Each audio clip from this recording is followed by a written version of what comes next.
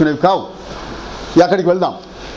వాళ్ళు ఎంత అద్భుతంగా రైతాంగానికి సంబంధించిన సమస్యల్ని లేదా రైతాంగ విధానము వ్యవసాయ విధానం ఎట్లా ఉండాలనే దాని మీద స్పష్టమైన మేనిఫెస్టో తయారు చేసి రాజకీయ పార్టీలకు ఇవ్వడం జరిగింది. నేను బోత్ వెళ్ళినప్పుడు నేను వచ్చినా తెలిసి వాళ్ళ నా దగ్గరికి వచ్చి, సార్ ఇవి మేనిఫెస్టోలో చేరుస్తున్నారు లేదా మీరు ఫాలోఅప్ చేయండి సార్, ఇప్పుడు మీరు కోదండరాంకి ఫోన్ చేయండి, కోదండరాంని అన్ని పార్టీలు కలుస్తున్నాయట, మేము కూడా కోదండరాంకి మేనిఫెస్టో ఇచ్చినాం, అది ఆయన ద్వారా వాళ్ళ పార్టీకి చెప్పించి దాన్ని ఇంప్లిమెంట్ చేయించాలి సార్, వాళ్ళ మేనిఫెస్టోలు చేర్చించాలని చెప్తే వెంటనే కోదండరాంకి ఫోన్ చేసి ఆయనతోటే మాట్లాడించినాను. చాలా స్పష్టంగా గంట సేపు వాళ్ళు ముచ్చట్లు పెట్టుకున్నారు. ఈ రకంగా కింది స్థాయిలో గ్రౌండ్లో కూడా తెలంగాణ ప్రజానీకం ఇవాళ వాళ్ళ ఆకాంక్షలన్నీ కూడా రాజకీయ పార్టీల మేనిఫెస్టోలో చేరాలి. రాజకీయ పార్టీల మేనిఫెస్టోలో చేరడమే కాదు, అది రేపటి తెలంగాణలో ఇంప్లిమెంట్ కావాలనే విషయం మీద కూడా వాళ్ళు చాలా సీరియస్గా ఉన్నారు. ఇది తెలంగాణ ఉద్యమం సాధించిన ఒక అద్భుతమైన విజయంగా, ప్రజలు ఎంత చైతన్యవంతంగా ఉన్నారో, వాళ్ళ ఆకాంక్షలు ఏ విధంగా ప్రతిఫలించాలనో వాళ్ళు ఇప్పుడే తెలంగాణ ఏర్పాటు కాకముందే వాళ్ళు ఆలోచన చేస్తున్న సందర్భం ఇవాళ మన ముందున్నది. ఈ క్రమంలోనే తెలంగాణ విద్యావంతుల వేదిక మళ్ళొకసారి అన్ని జిల్లా కమిటీలని కూర్చోబెట్టి ప్రతి జిల్లాకి ఒక ప్రత్యేకమైన పరిస్థితులు ఉంటాయి, వనరులు ఉంటాయి, ప్రత్యేకమైన ఆకాంక్షలు ఉంటాయి, వాటి గురించి ఒక మేనిఫెస్టో, పీపుల్స్ మేనిఫెస్టో తయారు చేయండి అని చెప్పి మేము ఈసీ కమిటీలో నిర్ణయం చేసిన తర్వాత అన్ని జిల్లాల కమిటీలు కూర్చొని ఆ జిల్లాకు సంబంధించిన పీపుల్స్ మేనిఫెస్టో తయారు చేసింది.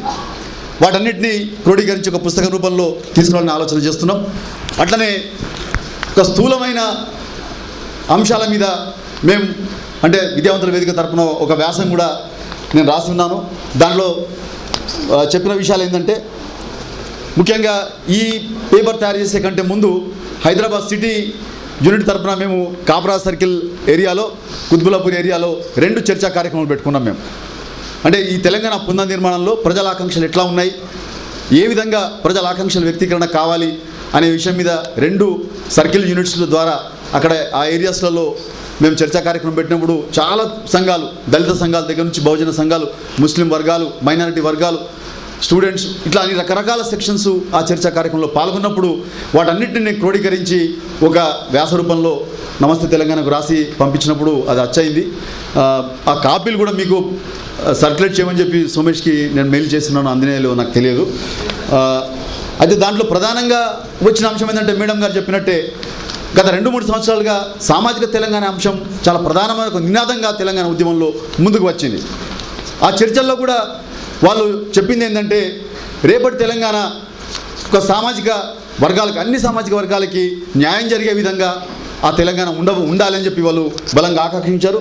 తెలంగాణ రాష్ట్రంలో సామాజిక న్యాయం అనే అంశం ప్రధాన అంశంగా ముందుకు వచ్చింది. తెలంగాణ ఉద్యమం జరుగుతున్న క్రమంలో సామాజిక తెలంగాణ అనే పదం ముఖ్యమైన నినాదంగా కూడా మారింది.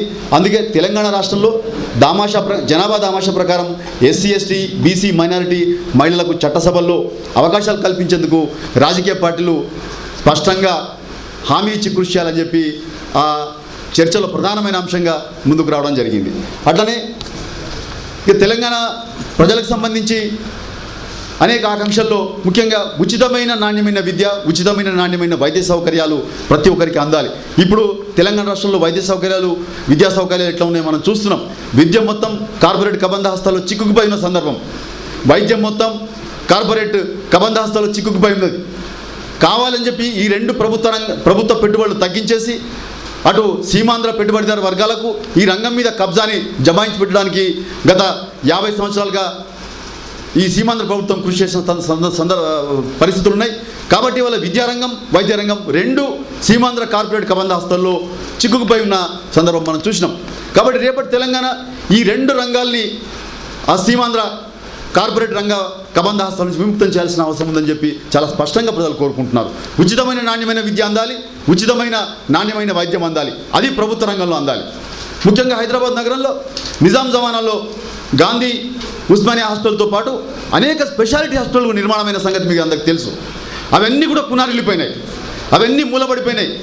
వైద్య సౌకర్యాలు లేక, ఎక్విప్మెంట్ లేక, డాక్టర్లు లేక, ఇతరత ఇన్ఫ్రాస్ట్రక్చర్ ఫెసిలిటీస్ లేక ఆ స్పెషాలిటీ హాస్పిటల్స్ అన్నీ కూడా మూలబడిపోయి సరైన వైద్యం అందించలేని పరిస్థితులు ఉన్నాయి. ఇవాళ తెలంగాణ ప్రజలు కోరుకుంటున్నది ఈ స్పెషాలిటీ హాస్పిటల్స్ అన్నీ కూడా సూపర్ స్పెషాలిటీ హాస్పిటల్గా ఆధునీకరణ చెందాలి. వాటిలో ఇన్ఫ్రాస్ట్రక్చర్ పెరగాలి, ఆధునికమైన ఎక్విప్మెంట్ రావాలి, డాక్టర్ల సౌకర్యం పెరగాలి, మందులు సప్లై కావాలి. ఈ రకంగా హైదరాబాద్ నగరంలో ఉండే ఈ స్పెషాలిటీ నిజాం నిర్మించిన స్పెషాలిటీ హాస్పిటల్స్ అన్నీ కూడా ఆధునీకరించబడి అవి సూపర్ స్పెషాలిటీగా మారి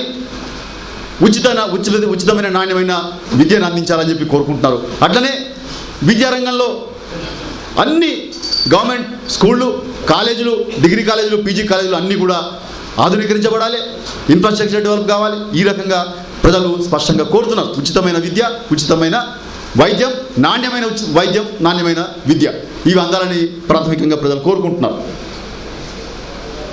అట్లనే తెలంగాణలో గొలుసుకట్టు చెరువుల వ్యవస్థ అది అనాదిగా ఉన్నది. నిజానికి చెరువు అనేది మన ఆర్థిక వ్యవస్థకి ప్రాణాధారం, అది అనాది ఆధారం. అది శాతవాహనుల కాలం దగ్గర నుంచి మొదలు పెడితే ఆ తర్వాత కాకతీయులు, కుతుబ్షాయిలు, అసఫ్జాయిలు చెరువుల నిర్మాణం మీద చాలా శ్రద్ధ వహించి వేలాది చెరువులు తెలంగాణ నిర్మించింది. చెరువుల చుట్టూ ఒక అద్భుతమైన సాంస్కృతిక అల్లిక జరిగింది. ఆ చెరువు చుట్టూ వ్యవసాయం మీద ఆధారపడ్డ అన్ని వృత్తి కులాలు బతికినాయి. తెలంగాణలో ఒక స్వయంపోషక గ్రామీణ ఆర్థిక వ్యవస్థ నిర్మాణం కావడానికి చెరువు ప్రధాన ఆధారంగా ఉండింది. కానీ ఆంధ్రప్రదేశ్ ప్రభుత్వమే వచ్చిన తర్వాత, ఆంధ్రప్రదేశ్ ఏర్పడిన తర్వాత తెలంగాణ భౌగోళిక అవసరాలకు అనుగుణంగా ఉండే ఈ చిన్ననీటి వనరుల వ్యవస్థని మొత్తంగా నిర్లక్ష్యం చేసింది, ధ్వంసం చేసింది. ఆంధ్రప్రదేశ్ ప్రభుత్వం యొక్క ఇరిగేషన్ పాలసీ అంతా కూడా మేజర్ ఇరిగేషన్ మీదనే పెట్టింది తప్ప తెలంగాణ భౌతిక పరిస్థితులకు అనుగుణంగా ఉండే ఈ చిన్ననీటి వనరుల మీద పూర్తి నిర్లక్ష్యం, పూర్తి దాన్ని ధ్వంసం చేసే విధంగానే ఉండింది. తెలంగాణలో పడ్డ ప్రతి చుక్క నీరు కృష్ణానది ద్వారా, అటు గోదావరి నది ద్వారా వాళ్ళ ప్రాజెక్టులో చేయాలనే తపనతోటి వీటిని నిర్లక్ష్యం చేయడం జరిగింది. ఆ రకంగా గొలుసుకట్టు చెరువుల వ్యవస్థ మొత్తంగా విధ్వంసం కావడం, ఆ విధ్వంసం కారణంగా తెలంగాణ గ్రామాల విధ్వంసం, తెలంగాణ వ్యవసాయం విధ్వంసం కావడం, ఆ తెలంగాణ వ్యవసాయం విధ్వంసం కావడం చేత ఆ వ్యవసాయం మీద ఆధారపడ్డ అనేక వృత్తి కులాలు వాళ్ళు కూడా ధ్వంసం కావడం జరిగింది. ఈ రకంగా వ్యవసాయ విధ్వంసం వల్ల వేలాది మంది రైతులు ఆత్మహత్యలు చేసుకున్నారు, వృత్తి కులాల వాళ్ళు, చేనేత కార్మికులు ఆత్మహత్యలు చేసుకుంటున్నారు.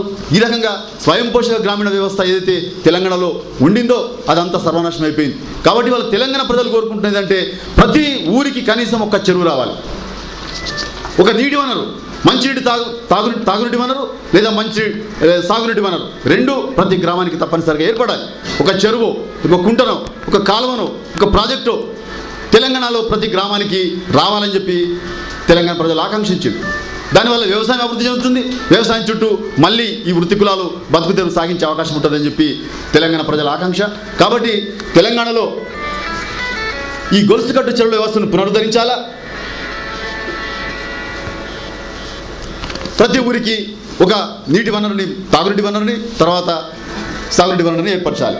ఇది తెలంగాణ ప్రజలు కోరుకుంటున్నారు. అట్లనే రైతులకు సంబంధించి రైతుల స్థితిగతులు మార్చడానికి ఇంతకుముందు ఆదిలాబాద్ పత్తి రైతుల సంక్షేమ సంఘం వాళ్ళు చెప్పిన అంశాలను ఇక్కడ నేను చేర్చినాను. రైతుల స్థితిగతులు మార్చడానికి లాభదాయక వ్యవసాయ విధానాల కొరకు కేంద్ర ప్రభుత్వం ఏర్పాటు చేసిన స్వామినాథన్ కమిటీ సిఫారసులు, అట్లనే భూపేంద్ర సింగ్ హుడా సిఫారసులు, కోనేరు రంగారావు సిఫారసులు ఇవన్నీ మనం పెట్టినవి కావు. ప్రభుత్వమే ఏర్పాటు చేసిన కమిటీలు, అవి సిఫారసులు అమలు చేయడానికి ప్రభుత్వాలు ఇంతవరకు చర్యలు తీసుకోలేదు. కాబట్టి ఇప్పటికైనా తెలంగాణ రాష్ట్ర ప్రభుత్వం ఈ స్వామినాథన్ కమిటీ సిఫారసులను, భూపేంద్ర సింగ్ హుడా కమిటీ సిఫారసులను, కోనేరు రంగారావు సిఫారసులను కూడా తప్పనిసరిగా అమలు చేయాలి. ఖరీఫ్ పంట కాలానికి ముందే ప్రతి పంటకి కనీస మద్దతు ధరని ప్రకటించాలా. వ్యవసాయ రంగానికి ప్రత్యేకమైన బడ్జెట్ ప్రవేశపెట్టాలి. వ్యవసాయ రంగాన్ని లాభసాటి వృత్తిగా మార్చి రైతాంగాన్ని ప్రోత్సహించాలి. ప్రకృతి వైపరీత్యాల వల్ల పంటలు నష్టపోయిన రైతాంగానికి చెల్లిస్తున్న ఇన్పుట్ సబ్సిడీని పెంచాలి. ఉపాధి హామీ పథకాన్ని వ్యవసాయ రంగంతో అనుసంధానం చేయాలి. ఈ రకంగా అనేక డిమాండ్లు రైతాంగం నుంచి కూడా వస్తున్నాయి. వాటన్నిటిని కూడా ఇవాళ మేనిఫెస్టోలు కొంత పట్టించుకున్నట్టుగానే కనబడుతున్నాయి.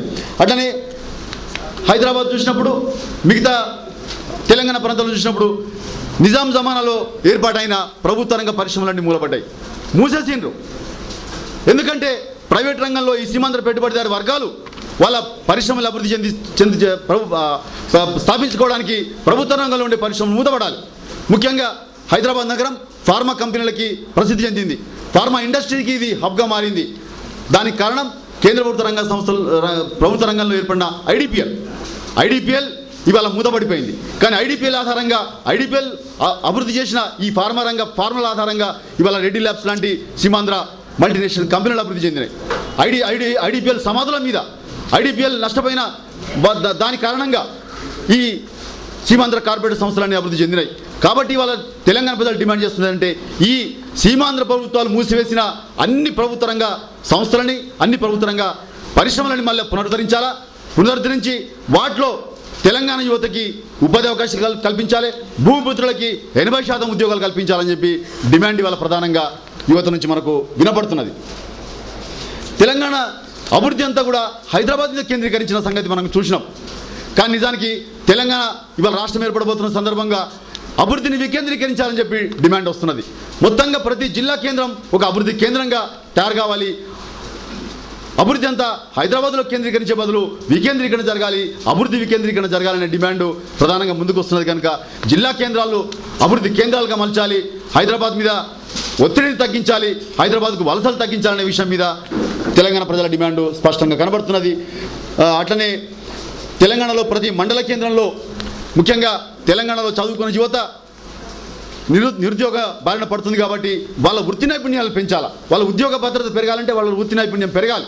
కంప్యూటర్ తదితర రంగాల్లో, తర్వాత అనేక పారిశ్రామిక వృత్తుల్లో వాళ్ళ నైపుణ్యం పెరగాలి. నైపుణ్యం పెరగాలంటే వొకేషనల్ ట్రైనింగ్ సెంటర్స్ ప్రతి మండల కేంద్రంలో ఏర్పాటు కావాల్సిన అవసరం ఉన్నది. అట్లా వాళ్ళు కంప్యూటర్ రంగాల్లో ఇతరత్ర పారిశ్రామిక వృత్తి నైపుణ్యాలను అభివృద్ధి చేసుకుంటే వాళ్ళకి అనేక ఉపాధి అవకాశాలు మెరుగుపడతాయి. కనుక మన తెలంగాణ యువతకి ఉపాధి అవకాశాలు మెరుగుపరచడానికి ప్రతి మండల కేంద్రంలో వొకేషనల్ ట్రైనింగ్ సెంటర్స్ కూడా ఏర్పాటు చేయమని చెప్పి ప్రజలు డిమాండ్ చేస్తున్నారు. అట్లనే భూములకు సంబంధించి సర్ఫే గ్యాస్ భూములు నిజాం ప్రభుత్వం ద్వారా హైదరాబాద్ ప్రభుత్వానికి, తద్వారా ఆంధ్రప్రదేశ్ ప్రభుత్వానికి లక్షలాది ఎకరాల ప్రభుత్వ భూములు సంక్రమించి ఉన్నాయి. అట్లనే ముస్లిం వక్ఫ్ భూములు కూడా హైదరాబాద్ చుట్టూ ఉన్న ముస్లిం వక్ఫ్ భూములు కూడా ఆంధ్రప్రదేశ్ ప్రభుత్వానికి లభించినాయి. ఈ ప్రభుత్వాలు వేలాది ఎకరాలని అగ్గవకు అమ్మేసి సీమాంధ్ర పెట్టుబడిదారులకు కేటాయింపులు చేసి ఇవాళ భూమి మొత్తం కబ్జా చేసిన సందర్భం మనకు కనబడుతున్నది. కాబట్టి రేపటి తెలంగాణ ప్రభుత్వం ఈ కేటాయింపులన్నింటినీ సమీక్షించాలి. ఈ సమీక్షించి ఎక్కడైతే అక్రమంగా ఈ భూముల కేటాయింపులు జరిగినాయో వాటిని రద్దు చేయాలి, వాటిని మళ్ళా ప్రజోపయోగ కార్యక్రమాలకు వినియోగించాలని చెప్పి డిమాండ్ కూడా తెలంగాణ ప్రజల నుంచి స్పష్టంగా వస్తున్నది. ఇక రేపటి తెలంగాణ ఎట్లుండాలి అంటే లౌకిక ప్రజాస్వామిక తెలంగాణగా ఉండాలని చెప్పి తెలంగాణ ప్రజలు స్పష్టంగా కోరుతున్నారు. ఎందుకంటే తెలంగాణలో ఈ లౌకిక ప్రజాస్వామిక వ్యవస్థనే వేళ్ళునుకొనున్నది. మతతత్వానికి ఇక్కడ చోటు లేదు. కానీ వాళ్ళ మతతత్వ శక్తులు పెరిగిపోయే అవకాశం స్పష్టంగా తెలంగాణలో కనబడుతున్నది. కాబట్టి రేపటి తెలంగాణ ఈ మతతత్వ శక్తుల బారిన పడకుండా ఉండాలంటే తెలంగాణ లౌకిక ప్రజాస్వామిక రాజ్యాంగానే ఉండాలి. లౌకిక ప్రజాస్వామిక విలువల్ని కాపాడే ప్రభుత్వం దానికి సరైన చర్యలు తీసుకోవాలి. మతతత్వ శక్తుల్ని కట్టడి చేయాలి, వాటిని అణిచివేయాలని చెప్పి కూడా డిమాండ్ తెలంగాణ ప్రజల నుంచి స్పష్టంగా వస్తున్నది. అట్లనే సీమాంధ్ర ప్రభుత్వం ఎటువంటి మానవ హక్కులు లేని పరిస్థితి సృష్టించడం మనం చూసినాం. ఎన్కౌంటర్ల పేరు మీద వేలాది మంది యువకుల్ని హత్య చేసింది, మానవ హక్కులు లేకుండా చేసింది, భావ ప్రకటన స్వేచ్ఛ లేకుండా చేసింది. మన తెలంగాణ ఉద్యమంలో సభలు పెట్టుకునే అవకాశం కూడా లేకుండా ఒక దుర్మార్గమైన వాతావరణం తెలంగాణలో ఉండింది. కానీ రేపటి తెలంగాణలో స్పష్టంగా రాజ్యాంగబద్ధమైన పరిపాలన ఉండాలి, ఎన్కౌంటర్ లేని పరిపాలన ఉండాలి, భావ ప్రకటన స్వేచ్ఛ ఉండాలి, సభలు పెట్టుకునే స్వేచ్ఛ ఉండాలి అని స్పష్టంగా తెలంగాణ ప్రజలు కోరుతున్నారు. రాజ్యాంగబద్ధమైన పరిపాలనకు హామీ ఇవ్వాలి, భావ ప్రకటన స్వేచ్ఛకి, పౌర మానవ హక్కులకి హామీ ఇవ్వాలని చెప్పి తెలంగాణ ప్రజలు ఇవాళ రాబోయే ప్రభుత్వాలను డిమాండ్ చేస్తున్నాయి. అట్లనే తెలంగాణలో ఇంత అంతర్గత వలసవాదం ఉన్నా, ఒకవైపు సామ్రాజ్యవాద సాంస్కృతిక దాడి ఉన్నా ఇంకా తెలంగాణలో ప్రజాకళలు బతికి ఉన్నాయి. అట్టడుగు కులాల్లో సాంస్కృతిక రంగం ఇంకా బతికి ఉన్నది. తెలంగాణ ఉద్యమంలో అవి చాలా అపూర్వమైన పాత్రను పోషించిన సంగతి మనం చూసినాం. కాబట్టి రేపటి తెలంగాణకి ఒక స్పష్టమైన సాంస్కృతిక విధానం ఉండాలి. ఈ అంతర్గత వలస సాంస్కృతిక దాడిని, ఒకవైపు అంతర్జాతీయ సామ్రాజ్యవాద సాంస్కృతిక దాడిని తట్టుకొని నిలబడ్డ ఈ సాంస్కృతిక కళారూపాలని తెలంగాణ ప్రభుత్వం స్పష్టంగా పరిరక్షించాల్సిన అవసరం ఉన్నది.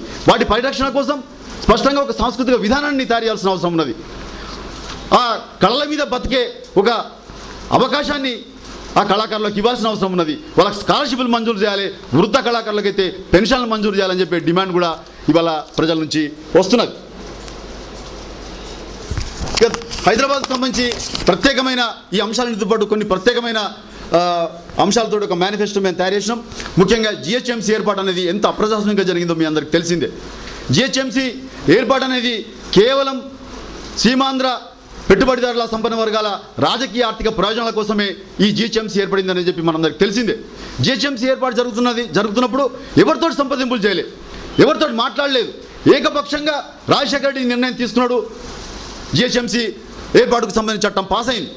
అప్పుడే ఈ జిహెచ్ఎంసీ ఏర్పాటుకు సంబంధించిన విషయం మీద జనం నిరసన వ్యక్తం చేసిండ్రు. కానీ వాటిని పట్టించుకుంటే, ఆ వాయిస్ని పట్టించుకుంటే నాదుడు అన్నాడు లేడు. కాబట్టి జిహెచ్ఎంసీ ఏర్పాటైంది. ఇవాళ జిహెచ్ఎంసీయే ఉమ్మడి రాజధానిగా ప్రకటించబడింది, మన యాక్ట్లో ఉంది. అయితే ఇవాళ మనం డిమాండ్ చేయాల్సింది ఏంటంటే, ఈ జిహెచ్ఎంసీ అనేది చాలా అప్రజాస్వామ్యంగా ఏర్పడింది. ప్రజల సౌకర్యం కోసం కాదు. కాబట్టి జిహెచ్ఎంసీ రద్దు కావాలి. పాత ఎంసీహెచ్ ఏరియాని మళ్ళీ పునరుద్ధరించాలా, పాత ఎంసీహెచ్ కార్పొరేషన్ ఏర్పడాలి. ఈ జిహెచ్ఎంసీలో విలీనం చేసిన 18 మున్సిపాలిటీస్ని మళ్ళా ఏ గ్రేడ్ మున్సిపాలిటీస్గా మార్చి వాటికి స్వతంత్ర ప్రతిపత్తి కల్పించాలా. వాటి ద్వారా మాత్రమే ప్రజలకి నిజంగా సౌకర్యాలు మెరుగుపడతాయి. ప్రపంచమంతా వికేంద్రీకరణ దిక్కుపోతున్నది. నిజానికి భారతదేశంలోని అనేక నగరాలు తమ పరిపాలనా వ్యవస్థని వికేంద్రీకరించుకుంటూ పోతున్న సందర్భంలో హైదరాబాద్ నగరం మాత్రం కేంద్రీకరణ దిశగా వెళ్ళింది. కాబట్టి ఈ కేంద్రీకరణ మేము బద్దలు కొట్టాలి. మొత్తంగా హైదరాబాద్ పరిపాలనా వ్యవస్థని వికేంద్రీకరించి 18 మున్సిపాలిటీని స్వతంత్రంగా ఏర్పరచాలి. అట్లనే పాత ఎంసీహెచ్ని పునరుద్ధరించాలని చెప్పి ఇవాళ హైదరాబాద్ ప్రజల నుంచి డిమాండ్ వస్తున్నది. అట్లనే ఫేజ్ 3 కృష్ణా ప్రాజెక్ట్ని ఎన్ని సంవత్సరాలుగా దేకిస్తున్నారో మనం చూస్తున్నాం. పనులు నడుస్తున్నాయి, అవి ఎప్పటికొస్తాయో తెలియదు. కాబట్టి ఫేజ్ 3ని పూర్తి చేయాలి. పూర్తి చేసి ఎక్కడికి ఇవ్వాలి? మళ్ళా బంజారాహిల్స్లో, జూబ్లీహిల్స్లో పెద్ద పెద్ద సంపన్న వర్గాలు నివసించే కాలనీలకు కాదు, శివారు గ్రామాలకి. ఎక్కడైతే ఈ వ్యర్థ రసాయనిక పదార్థాలతో భూగర్భ జలాలు కలుషితమైపోయి తాగునీటి సమస్య ఉన్నదో అక్కడ ప్రాంతాలకి కృష్ణానీటిని సరఫరా చేయాలని చెప్పి డిమాండ్ చేస్తున్నాం. శివారు గ్రామాలకు, మురికి వాడలకు, పరిశ్రమల రసాయనాలతో భూగర్భ జలాలు కలుషితమై ఇబ్బందులు పడుతున్న గ్రామాలకు, కాలనీలకు ఉచితంగా తాగునీరు కనీసం ఒకరోజైనా ఇవ్వాలి. ఒకరోజు కనీసం ఒక పూటకైనా తాగునీరు అందించే పరిస్థితి హైదరాబాద్ నగరంలో ఏర్పడాలని చెప్పి మనం అనుకుంటున్నాం. అట్లనే హైదరాబాద్ నగరానికి దశాబ్దాలుగా హుసేన్ సాగర్, మన హిమాయత్ సాగర్, ఉస్మాన్ సాగర్ నుంచి నీళ్ళు వస్తున్నాయి. నిజాం జమానాలో కట్టబడిన ప్రాజెక్టులు అవి. ఇవాళ ఏమవుతుంది? ఈ ఉస్మాన్ సాగర్, హిమాయత్ సాగర్ క్యాచ్మెంట్ ఏరియాలో మొత్తం క్యాచ్మెంట్ ఏరియాని కబ్జా చేసి ఆ చెరువులోకి నీళ్లు రాకుండా, వచ్చిన నీళ్లు కలుషితమైన నీళ్లు రావడానికి ఒక పరిస్థితి ఏర్పడింది. 111 జీవో ఒకటి ప్రభుత్వం జారీ చేస్తున్నది. ఈ క్యాచ్మెంట్ ఏరియాలో ఎటువంటి నిర్మాణాలు చేపట్టకూడదు అని చెప్పి జీవో ఉన్నప్పటికీ ఆంధ్ర రియల్ ఎస్టేట్ వ్యాపారులంతా కూడా ఇవాళ ఈ 2 చెరువుల క్యాచ్మెంట్ ఏరియాలో పెద్ద ఎత్తున నిర్మాణాలు చేపడుతున్నాయి. కాబట్టి 111 జీవోని స్పష్టంగా అమలు చేయాలి, కఠినంగా అమలు చేయాలి. ఈ క్యాచ్మెంట్ ఏరియాలో నిర్మించబడ్డ అన్ని నిర్మాణాలను కూల్చేయాలని చెప్పి కూడా ఇవాళ మనం డిమాండ్ చేస్తున్నాం. నిజాం జమానాలో నిర్మాణమైన ఉస్మానియా, గాంధీ మరియు ఇతర స్పెషాలిటీ ఆసుపత్రులను ఆధునీకరించి నగర ప్రజలకు నాణ్యమైన వైద్య సేవలు అందించాలి. నిమ్స్ని ఢిల్లీలో ఉండే all India institute of medical sciences స్థాయిలో అభివృద్ధి చేసి విశ్వవిద్యాలయ స్థాయిని కల్పించడమే కాదు, దాంట్లో 200 సీట్లతో ఎంబీబీఎస్ కోర్సును ప్రారంభించాలని చెప్పి ఒక డిమాండ్ వస్తున్నది. అట్లనే నగరం చారిత్రక నగరం, అనేక కట్టడాలు, వారసత్వ కట్టడాలు, చారిత్రక సంపద హైదరాబాద్ నగరంలో ఉన్నాయి. కానీ వాటిని పరిరక్షించడానికి ఎటువంటి చర్యలు ప్రభుత్వాలు తీసుకుంటలేవు. కనీసం ఈ రాష్ట్ర ప్రభుత్వమైన, తెలంగాణ ప్రభుత్వమైన ఈ చారిత్రక వారసత్వ సంపదను, కట్టడాలను పరిరక్షించి వాటిని పునరుద్ధరించి భవిష్యత్తు తరాలకు అందించాలని చెప్పి కూడా డిమాండ్ వస్తున్నది. అట్లనే నిజాం ద్వారా ఇంతకుముందు భూములకు సంబంధించి విషయం చెప్పినాం. హైదరాబాద్ నగరంలో కార్పొరేట్ కళాశాలలు ఎంత ఇబ్బడిముడిగా పెరిగిపోయినా మనం చూసినాం. అక్రమంగా అనుమతులు లేని కార్పొరేట్ కళాశాలలు ఎన్ని నడుస్తున్నాయో మనకు లెక్కలేదు. కోట్ల రూపాయలు సంపాదించుకున్న సందర్భం ఉన్నది. కాబట్టి ఇవాళ ఈ అక్రమంగా అనుమతులు లేకుండా నడుపుతున్న ఈ కార్పొరేట్ కళాశాలను వెంటనే మూసేయించాలని చెప్పి డిమాండ్ మనం చేస్తున్నాం. వెంటనే మూసేయించాలి. భవిష్యత్తులో ఎటువంటి ఈ కార్పొరేట్ కళాశాలకు ఎటువంటి పర్మిషన్లు కూడా ఇవ్వద్దని చెప్పి కూడా మనం ప్రజల తరఫున డిమాండ్ చేస్తున్నాం. అట్లనే నగరంలోని అన్ని ఎస్సీ, ఎస్టీ, బీసీ సంక్షేమ హాస్టల్ను రెసిడెన్షియల్ విద్యాసంస్థలుగా మార్చాలి. రెసిడెన్షియల్ విద్యాసంస్థలుగా మారిస్తే మొత్తంగా ప్రాథమిక స్థాయి నుంచి డిగ్రీ, పీజీ స్థాయి వరకు ఒకే చోట చదువుకునే అవకాశాన్ని కల్పించాలి. ఎస్సీ, ఎస్టీ, బీసీ హాస్టల్ అన్నీ కూడా రెసిడెన్షియల్ విద్యాసంస్థలుగా మార్చాలని కూడా డిమాండ్ వస్తున్నది. మీకు తెలుసు, కొత్తపేటలో అనాథ శరణాలయం ఉన్నది. అది కూడా నిజాం జమానాలో నిర్మించబడ్డది. విక్టోరియా మెమోరియల్ హోమ్ అని విస్తారమైన భూములు ఉన్నాయి. భూములన్నీ కబ్జాకు గురవుతున్నాయి. కాబట్టి ఈ విక్టోరియా మెమోరియల్ హోమ్ యొక్క భూములను పరిరక్షించాలంటే అదొక ప్రభుత్వ రంగంలో ఒక మంచి విద్యా పరిశోధన కేంద్రంగా కూడా అభివృద్ధి చేయాలి. దేశంలోని అత్యున్నతమైన విద్యా సంస్థగా పరిశోధన కేంద్రంగా అభివృద్ధి చేయాలని చెప్పి కూడా మేము ఈ మేనిఫెస్టోలో డిమాండ్ చేసినాం. అట్లనే ఆశ్చర్యకరమైన విషయం ఏంటంటే హైదరాబాద్ నగరంలో గత 5-6 సంవత్సరాలుగా 286 పాఠశాలలు మూసేసింది, స్కూళ్ళు మూసేసిండ్రు. వీటన్నిటిని కూడా మళ్ళీ పునరుద్ధరించి ఎక్కడైతే మురికివాడలు ఉన్నాయో, ఎక్కడైతే చదువుకు అవకాశం లేని బస్తీలు ఉన్నాయో వాటిల్లో ఈ స్కూళ్ళను ఏర్పాటు చేయాలా, టీచర్లను పెట్టాలా, తర్వాత ఇన్ఫ్రాస్ట్రక్చర్ డెవలప్మెంట్ చేయాలి.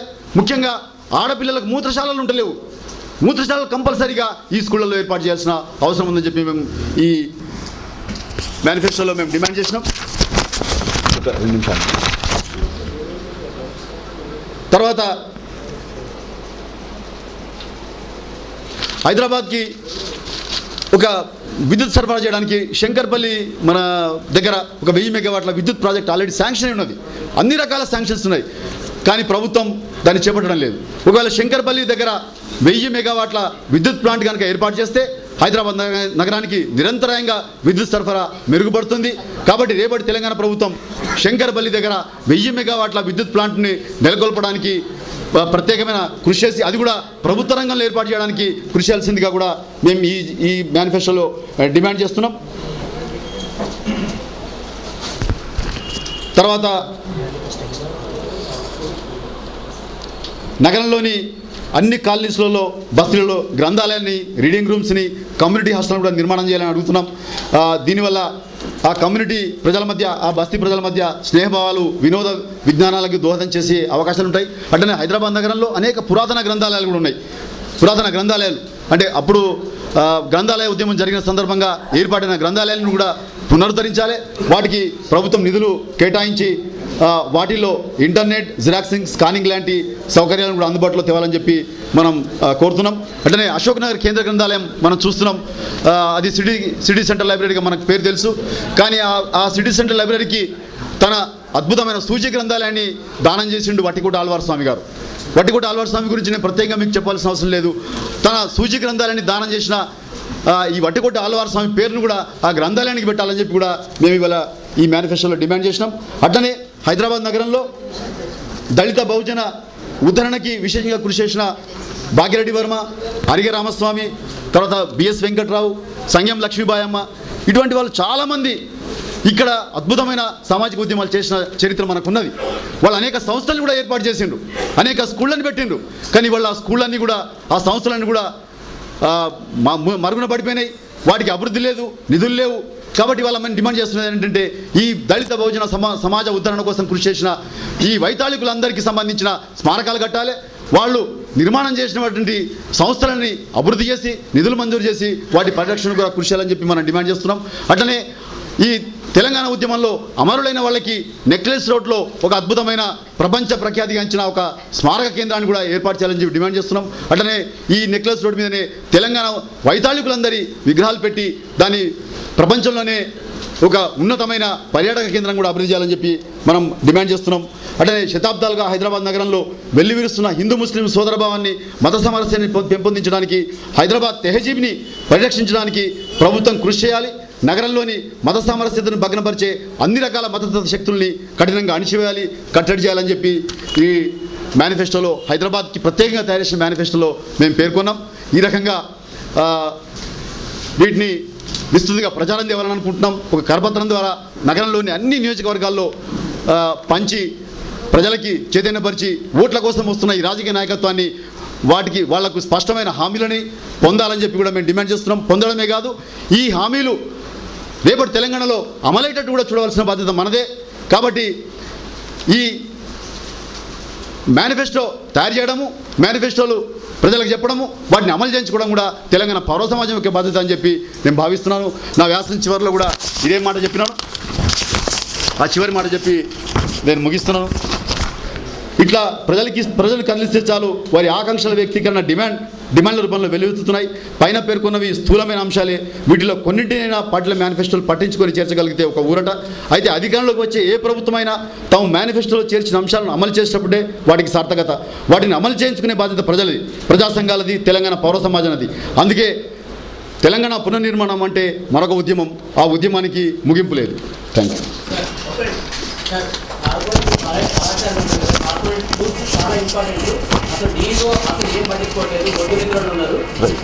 చేద్దాం అది. Thank you. శ్రీధర్ దేశపాండే గారు విద్యావేత్తల వేదిక ద్వారా మరియు జాక్కి కూడా ముఖ్య పాత్ర వహిస్తూ అన్ని విషయాలు చర్చించడం జరిగింది. ఈ ముఖ్యంగా వికేంద్రీకరణ గురించి మాట్లాడారు, చాలా సంతోషం. ఈ మధ్యకాలంలో కుప్పం యూనివర్సిటీలో ఒక ప్రొఫెసర్ ఫోన్ చేసి ఊరికే సరదాగా మరి చంద్రబాబు నాయుడు మిమ్మల్ని కూడా హైదరాబాద్ డెవలప్ చేసినంత చేస్తున్నారు అని అంటున్నారు కదా, మీరు మీ ప్రజలు ఏమనుకుంటున్నారు అని అడిగితే అదే భయంతో నిద్ర లేకుండా చేస్తున్నాం మేడం. హైదరాబాద్ని ఒక అంటే ఏంటది హైటెక్ సిటీగా మార్చడానికి ఎంతమంది భూములు కోల్పోయినారు, బలవంతంగా ఎంతమంది లాక్కున్నారు. ఇప్పుడు వాళ్ళు అదే సాఫ్ట్వేర్ కంపెనీలల్లో రైతుగా ఉండాల్సిన వాళ్ళు లిఫ్టులలో ఇళ్లల్లో పనులు చేసుకుంటూ ఒక సామాజిక వర్గానికే మొత్తం హైదరాబాద్ హైటెక్ సిటీ అంతా కట్టబెట్టిర్రు. మళ్ళీ మా దగ్గర కూడా అట్లాంటి అభివృద్ధి జరుగుతుందేమో అని భయపడుతున్నాం. ఇప్పటిదాకా ఏదో బలంగా ఉన్నామైతే ఇదే అంశం మీద మిత్రులు కొంతకాలం క్రితం మేము మాకు ఆంధ్ర వద్దు అని ఎందుకు అనుకుంటున్నామో మీరు మమ్మల్ని అర్థం చేసుకోవాలి. ఇన్ని రోజులు వీళ్ళంతా పోయి మమ్మల్ని వదిలేసి హైదరాబాద్లో ఉన్నారు, మేము ప్రశాంతంగా ఉన్నాం. మళ్ళీ మీరు వదిలేస్తే వాళ్ళు వచ్చి మా మీద పడి ఇక్కడ మమ్మల్ని దోచుకునే పరిస్థితి ఉంటుంది. కాబట్టి అందుకని మేము వద్దంటున్నాం ఆంధ్రని అని అని మిత్రులు చెప్తూ ముఖ్యాంశాలను మాట్లాడినరు. అట్లనే శ్రీధర్ దేశపాండే గారు చెప్పిన చాలా అంశాలు చాలా మేనిఫెస్టోల్లో రాజకీయ పార్టీల మేనిఫెస్టోలు లేవు. నిజంగా వనరుల గురించి ఎవరు మాట్లాడట్లేదు. కరీంనగర్ మొత్తం ఉత్తర తెలంగాణ ఓపెన్ కాస్ట్లతోటి గ్రనైట్ ఎగుమతులతోటి గుట్టలు కంకర రాళ్లతోటి మొత్తం బొందలగడ్డగా తయారవుతుందని మేము 4-5 సంవత్సరాలుగా అనేక సంవత్సరాలుగా పోరాటాలు నడుస్తుంటే అదే గ్రనైట్ ఎగుమతులు చేసేవాళ్ళని అదే ఓపెన్ కాస్ట్ బిజినెస్లో ఉండేవాళ్ళని మా తెలంగాణ పార్టీల వాళ్ళు ఇవాళ ఎమ్మెల్యే టికెట్లు ఇచ్చి మరి మా ప్రజల మీద నిలబెడుతున్నారు. దాన్ని ఎట్లా అర్థం చేసుకోవాలనేది మళ్ళీ మనం అందరం కూడా ఆలోచించాలి. ఇప్పుడు